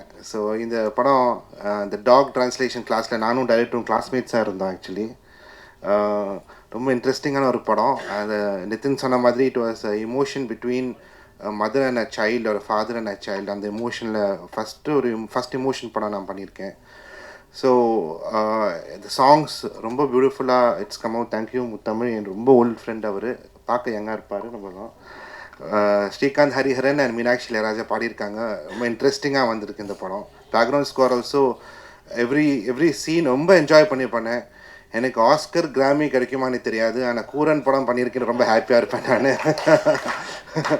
ஏன்னா நிறைய படம் பண்ணும்போது lot of dreams and wishes you will have. அந்த இந்த படம் ஒரு ரொம்ப ஃபுல்ஃபில்லாக இருந்தது இந்த படம் பண்ணும்போது. So I'm very thankful to everyone for giving me this movie. எல்லாருமே ரொம்ப பியூட்டிஃபுல்லாக பண்ணியிருக்காங்க. From Ravimeyam sir to Balaji Sakthivel sir, எல்லாம் பியூட்டிஃபுல்லாக பண்ணியிருக்காங்க. My very close friend's daughter is also actor in this. Thankfully நீங்கள் என்ன அங்கிள்னு கூப்பிடல. Thank you for that. ஸோ ரொம்ப க்ளோஸ் நெட் ஃபேமிலியாக பண்ணியிருக்கோம். சார் லாஸ்ட் பேமெண்ட் கொடுக்கும்போது என்கிட்ட சொன்னேன், சார் இது அடுத்த படம் அட்வான்ஸாக எடுக்கிறேன்னு சொன்னேன். So thank you sir for that also. இப்போவே லாக் பண்ணிடுறேன். Thank you all. ப்ளீஸ் இந்த படம் பாருங்கள், ரொம்ப நல்லா இருக்கும் இந்த படம். என் wife is become a pet lover after this movie. She wants a second pet. First pet நான் தான் சொல்கிறாங்க அவங்க. ஸோ எல்லோரும் படம் பாருங்கள், ரொம்ப இன்ட்ரெஸ்டிங்காக இருக்கும், நியூ கான்செப்டாக இருக்கும், ரொம்ப என்ஜாய் பண்ணுவீங்க. ஃபேமிலியோட கொஞ்சோட பார்த்து ஒரு நியூ டைமென்ஷன் கிடைக்கும். அனிமல்ஸ்க்கு கூட இந்த மாதிரி எமோஷன்ஸ் இருக்கா, அதுக்கு சிக்கனுக்கு ஃபிஷ் இருக்கான்னு தெரியல, ஆனால் அதர் அனிமல்ஸ்க்கு இருக்க மாட்டிருக்கு. ஸோ என்ஜாய் பண்ணுங்கள். Thank you. Please support this movie. Thank you very much. ஜென்ரலாகவே நம்ம ஒவ்வொரு உங்களுக்கு கேட்டு கேட்டு புளிச்சு போயிருக்கோம் ஒரு டைலாக். சினிமா விழாக்களில் பொண்ணு வித்தியாசமான படம், இதுவரைக்கும் நீங்கள் பார்க்காத படம். இந்த வார்த்தையை எல்லாருமே சொல்லி நீங்கள் கேள்விப்பட்டிருப்பீங்க. ஆனால் என்னுடைய சினிமா வாழ்க்கை 45 வருஷத்துக்கு மேலே ஆயிடுச்சுன்னு நினைக்கிறேன். 80ல், ஆமாம் கரெக்டாக 45 வருஷம். நான் முதலாக வித்தியாசம் என்பதை உண்மையிலேயே சத்தியமாக சொல்லக்கூடிய ஒரு கதை இந்த வித்தியாசமான கதை. இதை நீங்கள் இன்னும் அடுத்த வாரம் படம் பார்க்க போகிறீங்க, அப்போ நீங்களே சொல்லுவீங்க. பல விதத்தில் இது வித்தியாசம். ஏன்னா அந்த படத்தில் நாய் தான் ஹீரோ. ஒரு ரிவெஞ்ச் எடுத்து ஒரு படம் பெரிய ஹிட் ஆகிருக்கு. ஒரு யானை ரிவெஞ்ச் எடுத்து ஒரு படம் பெரிய ஹிட் ஆகிருக்கு.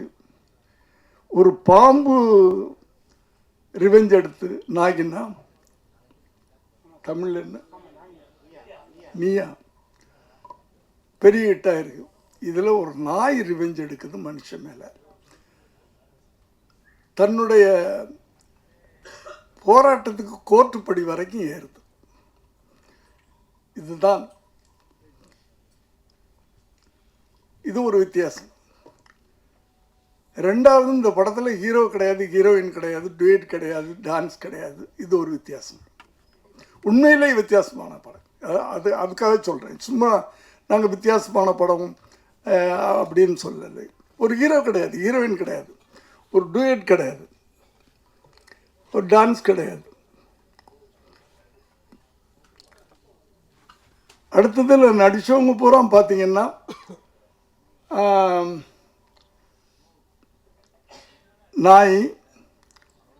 நான் ஒரு 80 வயசு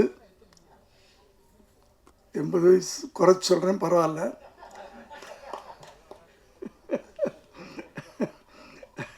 85ன்னு சொல்லிக்கலாம், எப்படின்னாலும் சொல்லலாம். கடவுள் இன்னும் என்னை கொண்டாந்து இங்கே நிறுத்தி வச்சிருக்கிறாரு, அவருக்கு நன்றி. ஒய்ஜி மகேந்திரன் என் வயசு தான். இப்படி இதில் நடித்தவங்க பூரா ஓல்டு பீப்புள், அது ஒரு வித்தியாசம். அதனால் வித்தியாசங்கள் நிறையா இருக்குது. அதனால தான் உண்மையிலேயே வித்தியாசம்னு சொல்கிறேன். அடுத்து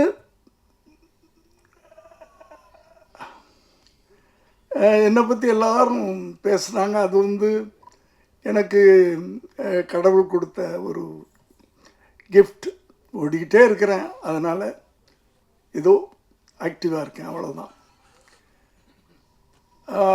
அடுத்தது மனசு சந்தோஷமாக வச்சுருக்கிறேன் எப்போவுமே. எந்த எதையும் பாரத்தை தலையில் போட்டுக்கிறது இல்லை.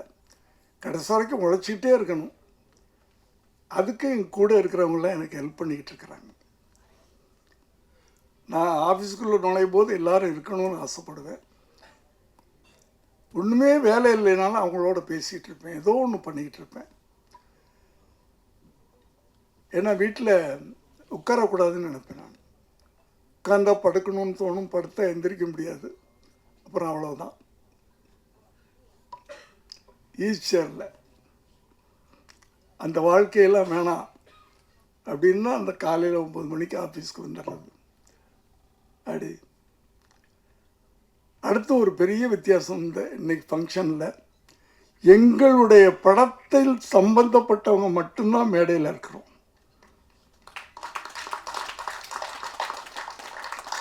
சம்பந்தமில்லாத ஒரே ஒருத்தர் ரோபோ இங்கே வந்து உட்கார்ந்தார். அவர் கூட சம்மந்தம் இல்லாதவன்னு சொல்ல முடியாது. ஏன்னா குண்டம்மாவுடைய அப்பா குண்டம்மா அப்படின்னு சொல்லுவார்ல, அதை நாங்கள் எங்கள் படத்தில் வச்சுக்கிட்டோம், நாங்கள் யூஸ் பண்ணிக்கிட்டோம். அதனால் அவரும் எங்கள் யூனிட்டை சேர்ந்தவர் தான். அதனால் நாங்கள் தான் அந்த எங்கள் ஃபங்க்ஷனுக்கு சீஃப் கெஸ்ட். அதுவும் அதுலேயும் ஒரு வித்தியாசம்தான். அடுத்து ஒரு ஒரு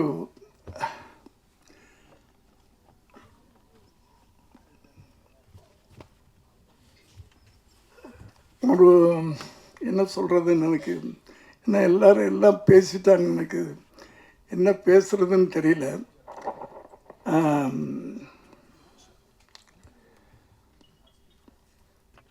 என்ன சொல்லணும்?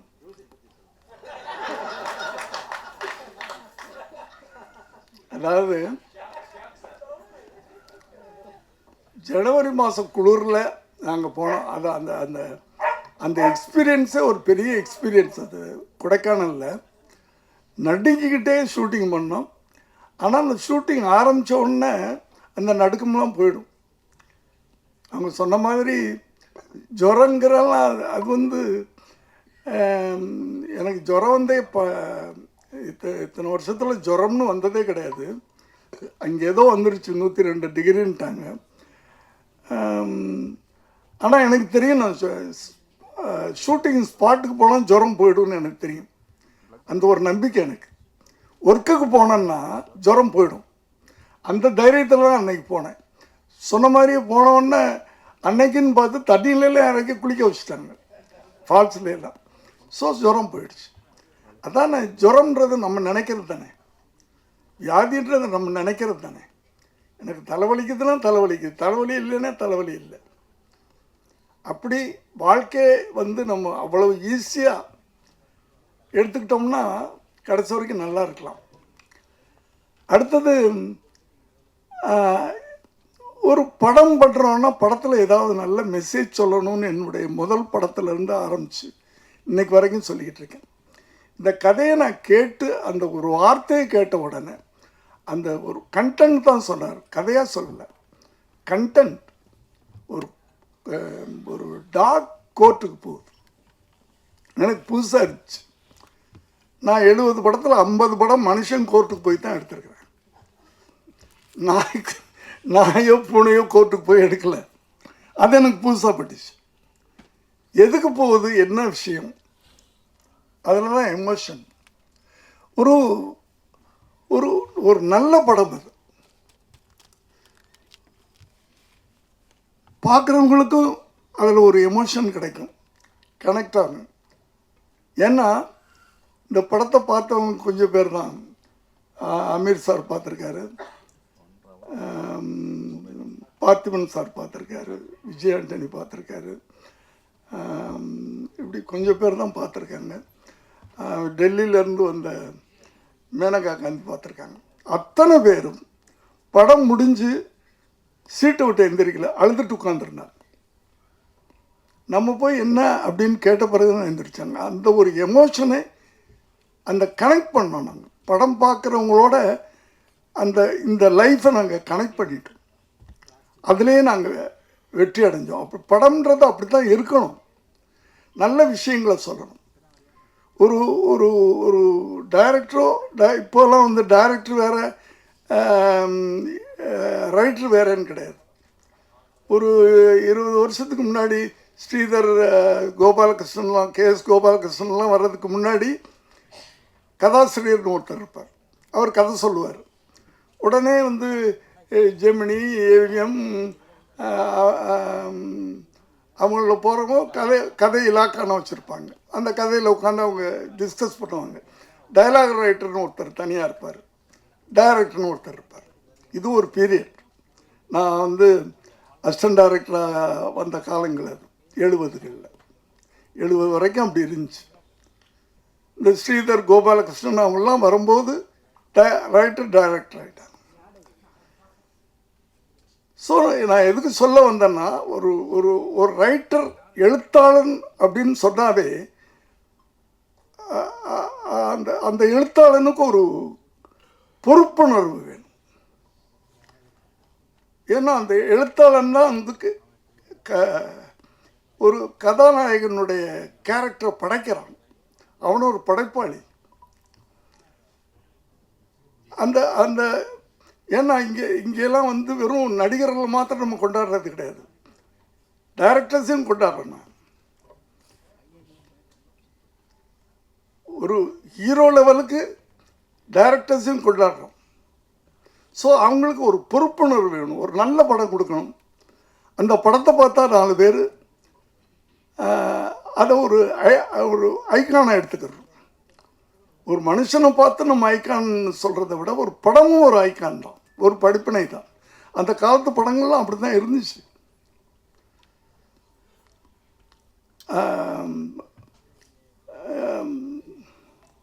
இப்போ சில படங்கள்லாம் பார்க்கும்போது ரொம்ப கஷ்டமாக இருக்குது,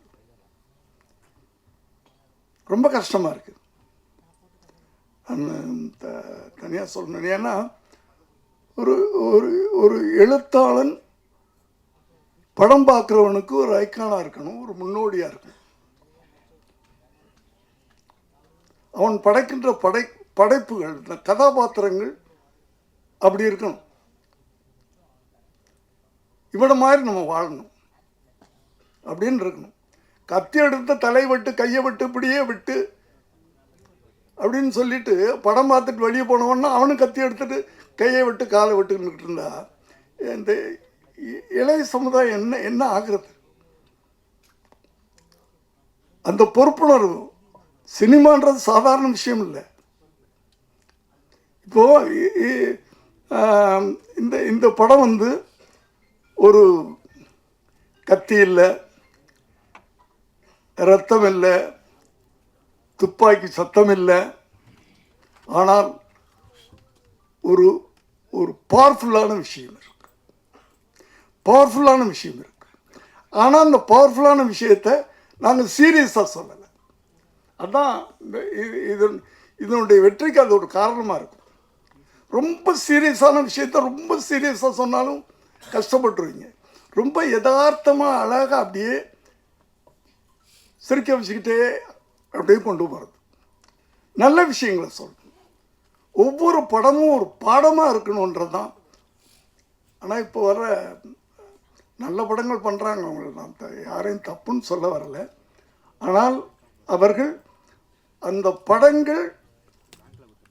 படங்களை பார்த்து ஒரு ஷோவில் 100 பேர் படம் பார்க்குறதால ஒருத்தனாவது அந்த படத்தை பார்த்து இவர் மாதிரி நம்ம இருக்கணும் அப்படின்னு நினைக்க வைக்கணும். அந்த காலத்து படங்கள் அப்படி தான் இருந்துச்சு. இது ஒரு நான் வயலண்ட் படம், நான் வயலண்ட்டாக ஆனால் பவர்ஃபுல்லான படம். இப்போ நான் வயலண்ட்னா நீங்கள் என்னமோ ஒரு டயலாக் சொல்லுவாங்க, சொதன்னு இருக்கும், சாம்பார் மாதிரி இருக்கும், அப்படிலாம் இல்லை. இப்போ நான் வயலண்ட்டில் தானே நம்ம சுதந்திரமே வாங்கணும். கத்தியிலே ரத்தமின்றி வாங்கின சுதந்திரம் தானே காந்தியடிகள். அவருடைய மௌனம் தானே வெள்ளையனை வரட்டி அடிச்சுது. அவருடைய அந்த அதுக்கு பேர் என்ன, அகிம்சை, அதுதானே வெள்ளையனை வரட்டி அடிச்சுது. கத்தி எடுத்துட்டு நிற்கலையே. காந்தியடிகள் சொல்லியிருந்தாருன்னா அத்தனை பேரும் எடுத்திருப்பான்ல, அடித்து துரத்திருக்கலாம்ல. நம்ம அது செய்யலையே அவர். அதனால் அந்த மௌனம் எவ்வளோ பெரிய ஆயுதம், எவ்வளோ பவர்ஃபுல்லான ஆயுதம். பயந்து ஓடி போயிட்டான்ல, தலைதறிக்க ஓடிட்டான்ல. அப்படி நான் வயலன்ஸ் சொல்கிறது கூட பவர்ஃபுல்லான இருக்கும். இது நான் வயலன்ஸ் படம், ஆனால் பவர்ஃபுல்லான படம். அப்படி ஒவ்வொரு எழுத்தாளர்களும் இளைய சமுதாயங்களுக்கு ஒரு முன்னோடிகளாக இருக்கணும் அப்படின்றது ஒரு வயசான ஒரு எழுத்தாளனாக நான் ஆசைப்படுறேன். ஒரு காலத்தில்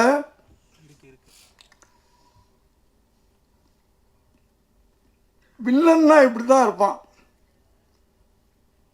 ரேப் பண்ணுவான், கொலை பண்ணுவான், 10 பேரை வெட்டுவான், அப்படித்தானே இருந்துச்சு. அதை பூரா இப்போ கதாநாயகர்கள் பண்ணுறாங்க. யார் வில்லன் யார் கதாநாயகனே தெரிய மாட்டேங்குது படம் பார்க்கும்போது. இல்லைண்ணா, நான் உண்மையிலே நீங்கள் யாரும் தப்பாக எடுத்துக்காதீங்க, தப்பாக எழுதிடாதீங்க. என்னுடைய உணர்வுகளை நான் சொல்கிறேன். என் வயசுக்கு நான் சொல்லலாம்.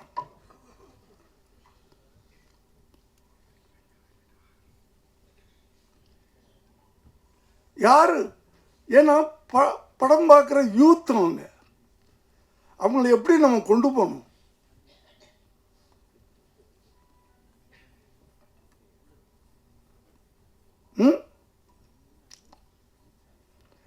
அம்மாவும் புள்ள வெட்டுறான்,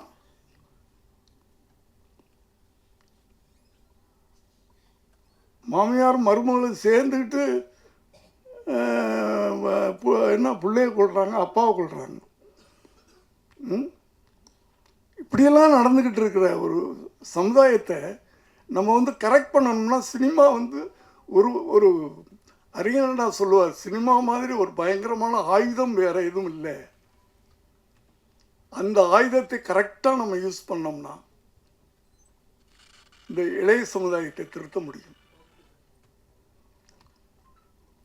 அது ஒவ்வொரு எழுத்தாளருக்கும், எழுத்தாளனாக இருக்கட்டும் இயக்குனராக இருக்கட்டும், 2 பேரும் ஒன்று தானே. இப்போ அவங்களுக்கு இந்த பொறுப்புணர்வு, கடமை உணர்வு, சமூக உணர்வு, எல்லாத்தையும் விட அந்த சமூக உணர்வு.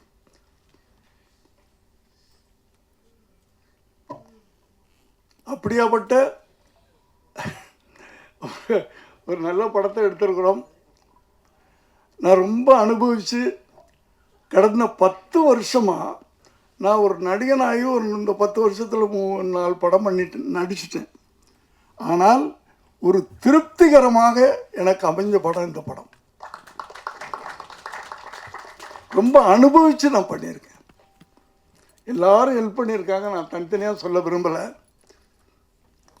அதுலேயும் நான் தைரியமாக சொல்லுவேன், 2 மணி நேரம் படம், அந்த 2 மணி நேரம் அவங்கள ரொம்ப அழகாக நாங்கள் உட்கார வச்சுருப்போம். முதல்ல 3 மணி நேரத்துக்கு படம் எடுத்து கொடுத்துட்டார் அவர். அதை மாருதி சார் 2.5 மணி நேரம் படமாக்குனார். சரி அவ்வளோதான், இதுக்கு மேலே குறைக்க வேணாம் அப்படின்னு அவர் பிடிவாதமாக இருக்கிறார். லெனின் சார் படம் பார்த்தார். அவர் சூப்பர்வைசர் தான் இந்த எல்லாமே நடந்துக்கிட்டு. லெனின் சார் படம் பார்த்தார் எங்களோட. ஒரு 2 நாள் எனக்கு டைம் கொடுங்கன்னு சொன்னார். 2 நாள் கழித்து போய் பார்த்தோம் 10 சீனை காணோம் படத்தில். அவர் டைரக்டர், சார் அந்த சீனை தூக்கிட்டார் சார், இந்த சீனை தூக்கிட்டார் சார், இந்த சீனை தூக்கிட்டார் சார், சார் போச்சு சார் அப்படின்றாரு. அதாவது 2:20க்கு இவர் கொடுத்தார், 2 மணி நேரம் 20 நிமிஷத்துக்கு இவர் பண்ணிட்டார். அவர் 10 சீனை தூக்கி 20 நிமிஷத்தை தூக்கி 2 மணி நேரம் ஆக்கிட்டார்.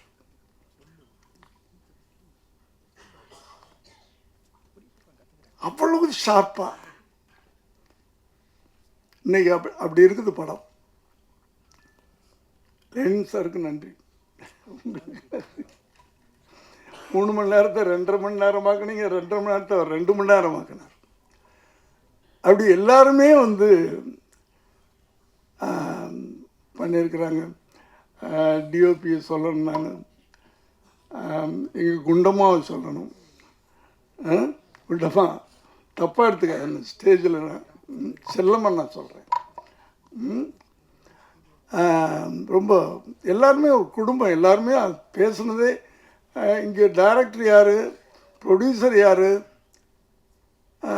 அதெல்லாம் கிடையாது. நான் எல்லாரையும் போட வாடான்னு சொல்லுவேன். அது பாசத்தில் பிள்ளைங்களை சொல்கிற மாதிரி நான் சொல்லுவேன். ஒரு குடும்பம் மாதிரி இருந்து ஒரு படத்தை எடுத்திருக்கிறோம், எல்லாரும் உழைச்சிருக்கிறோம். இந்த படம் வெற்றி அடைஞ்சா, பெரிய சூப்பர் ஹீரோலாம் நடிக்கல, இதில் நடித்த ஒரே சூப்பர் ஸ்டார் அதுதான், பைரவா தான்.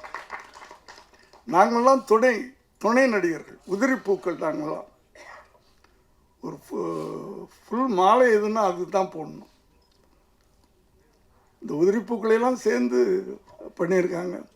எல்லாம் சேர்ந்து உதவி இயக்குனர்கள் அத்தனை பேரையும் நான் வந்து ரொம்ப, ஏன்னா நான் வந்து 7 மணிக்கெலாம் போய் நின்றுவேன் ஷூட்டிங் ஸ்பாட்டில். அதுவே எல்லோரும் கடுப்பாக இருக்கும் பசங்களுக்கெல்லாம். என்னடா இந்த மனுஷன் தூங்க மாட்டேன்றான், வந்து நின்றுறான், நம்மளையும் தூங்க விட மாட்டேன்றான் அப்படின்லாம் இந்த படம் பண்ணியிருக்கிறோம். இந்த படத்தினுடைய வெற்றி ஒரு புது இயக்குனரை கொடுக்கும். புது இயக்குனர்னா ஒரு இன்னும் புது புது ஐடியா வச்சுருக்காரு. அந்த புது புது ஐடியாக்களில் படம் வரும். ஒரு ஒரு சாதாரண ஒரு இளைஞன் ஒரு கஷ்டப்பட்டு ஒரு படம் ப்ரொடியூசர் ஆகியிருக்கான், அவன் ஒரு அடுத்த படம் எடுக்க முடியும். இந்த படத்தின் வெற்றி. ஆகவே நீங்கள்லாம் நிறைய சூப்பர் ஸ்டார்கள் நடித்த படங்களெல்லாம் பார்த்துருப்பீங்க. இது வந்து இந்த சூப்பர் ஸ்டார் நடிச்சிருக்க படம். நாங்கள்லாம் சேர்ந்து ஒரு நல்ல, திரும்ப திரும்ப சொல்கிறேன், ஒரு நல்ல படம் அடுத்த வாரம் நீங்கள் பார்க்க போகிறீங்க. உங்களுடைய என்கரேஜ்மெண்ட்ஸில் அந்த டைரக்டர் பெரிய டைரக்டராக வரணும், இந்த ப்ரொடியூசர் பெரிய ப்ரொடியூசராக வரணும். இந்த மியூசிக் இதில்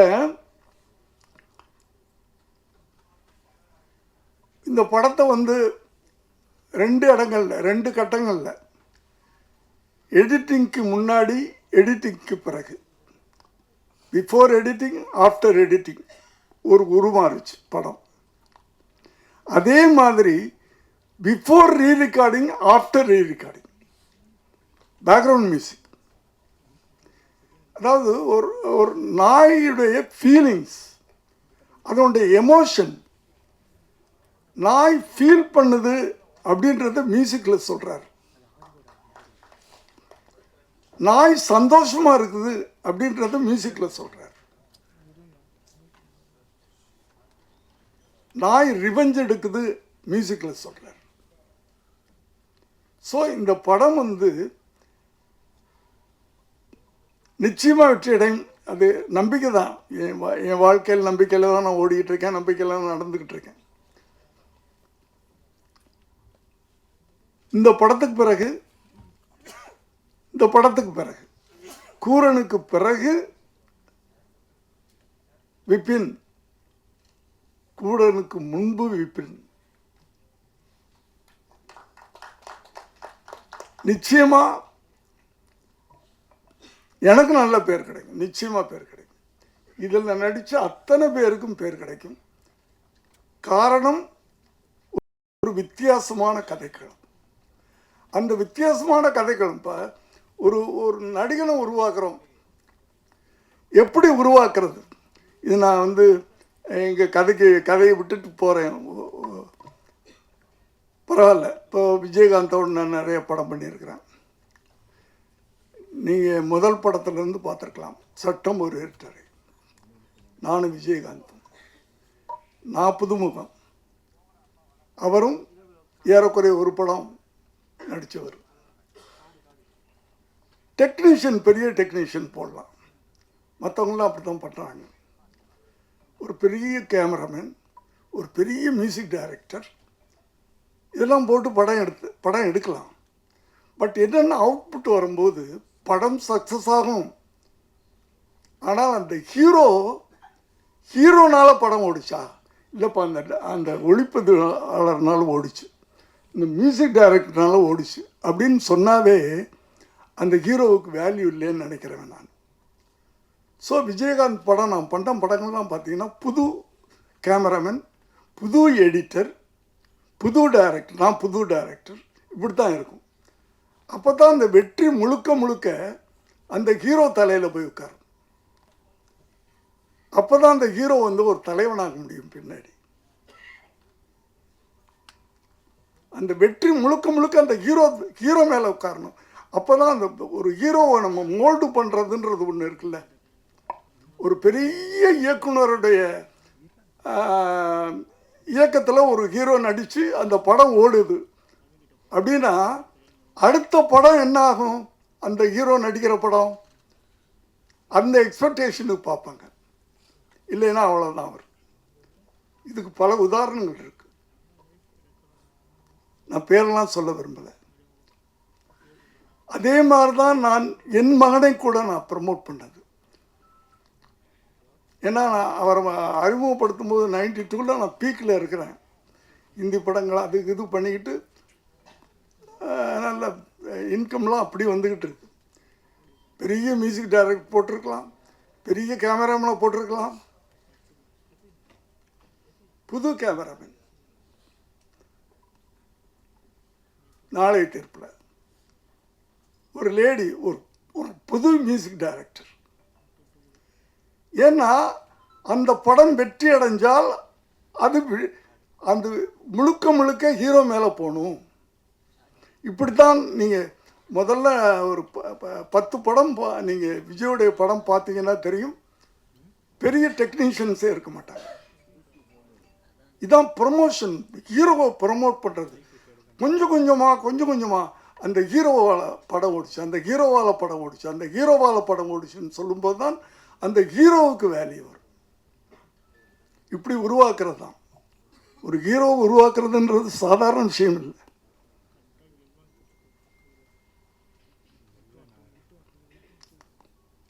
அதை போல் எதுக்கு சொல்ல வந்தேன் அப்படின்னு சொன்னால், இந்த கதை எங்களை உருவாக்கி இருக்கிறது. இப்போ ஹீரோக்களாக இந்த படம் ஓடின பிறகு நான் தைரியமாக சொல்லலாம், இந்த கதை என்னை உருவாக்கியிருக்கு, இந்த கதை அந்த டைரக்டரை உருவாக்கியிருக்கு, இந்த கதை மியூசிக் டைரக்டரை உருவாக்கியிருக்கு.